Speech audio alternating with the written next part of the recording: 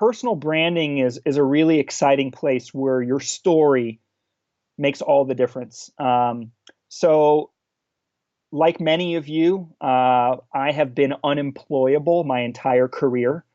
I've always had to create jobs and businesses to basically support myself. So I've been an entrepreneur from the beginning, right out of university. And one of the things that I discovered early on was that I was being hired for my story.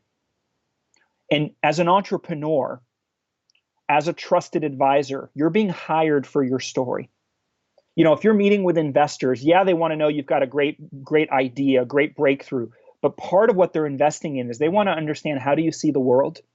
They want to understand, what are you made of? What makes you tick? Because they know that your plans are going to go sideways. So one of the principles to keep in mind when it comes to personal branding is character trumps credentials. Now, there's nothing wrong with credentials, and having some type of bona fides is an important piece of your bio. We actually have a framework called the New About Me. It's a 7-step methodology for how to write your about page or your LinkedIn profile using storytelling principles. And one of those is all about your social proof. But many of us, when we're entrepreneurs or we're self-employed, there's a part of us that has to overcome imposter syndrome. That part of us that goes, do I really have a right to do this?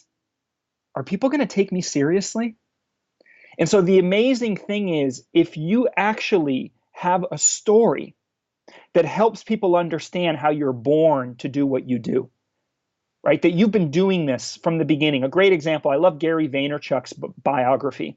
And one of the things in Gary V's bio is he goes, an American born, an American born in Belarus, American businessman born in Belarus, been an entrepreneur all my life.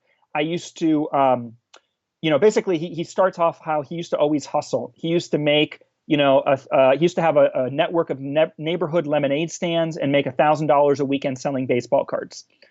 This guy was born to hustle. And then he got pulled into the family business, American Discount Liquors, I think it's called. And, at the age of 16, he's like sweeping aisle 7. And you can imagine a guy like Gary Vee and his oversized personality sitting there going, and his dad Sasha's going, okay, Gary, I need you to restock the Pinot on aisle 3. And him just going, oh my God, I'm going to lose my mind here. And that's how he ultimately came up with this idea for Wine Library TV and all these other innovations, that have gone on to, all of his breakthroughs around social media. But this idea of, it's a concept we call your superhero origins, right? So your superhero origins is, we forget there are very few superheroes that are born superheroes. Instead, you become a superhero based on circumstances and the choices that you make in the face of circumstances. So you basically want to help people understand, like, your origin story. How did you come to be the way that you are, to care about what you care about, to have the balls to be doing what you're doing, to have the moxie to be stepping out in such a brave, courageous manner? That's your superhero origins, and you want to build that into your biography. It's a critical piece to telegraph to people a little bit about what makes you tick and where you come from. There's a lot of other pieces. We have 7 steps to how to bring storytelling to your personal brand. Another quick one that I'll mention is what's called who, what, who. Who you are, what you do, and who you serve. You'd be amazed how many biographies bury the lead and don't establish that early on in the first sentence, ideally in the first sentence, if not within the first couple sentences. Because anybody reading your bio is sitting there going, is there something here for me? Like, how do you fit into my world? Is there some point of intersection, something of relevance?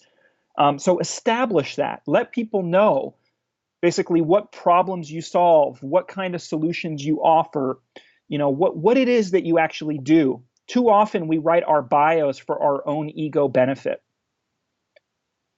But remember, in the world of celebrity, the more famous you are, the shorter the bio.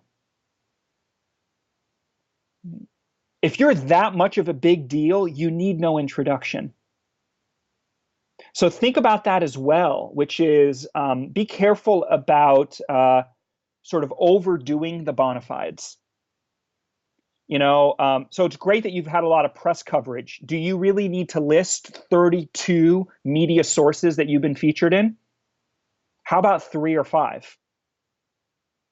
Right? Remember that we're overwhelmed with information. And if you give people too big of a stack, we have a really hard time retaining information. So I love, the rule of three, or if you're gonna go bigger than that, go five. But odd numbers are great, threes and fives. Um, if anybody's interested further on the topic of personal branding and how to tell your story, Google an article that I wrote that went viral on the web. It's called "The Resume is Dead, the Bio is King." And that gives you a whole series of recommendations and tips. And it will also then take you to our online course if you want to go deeper into the process.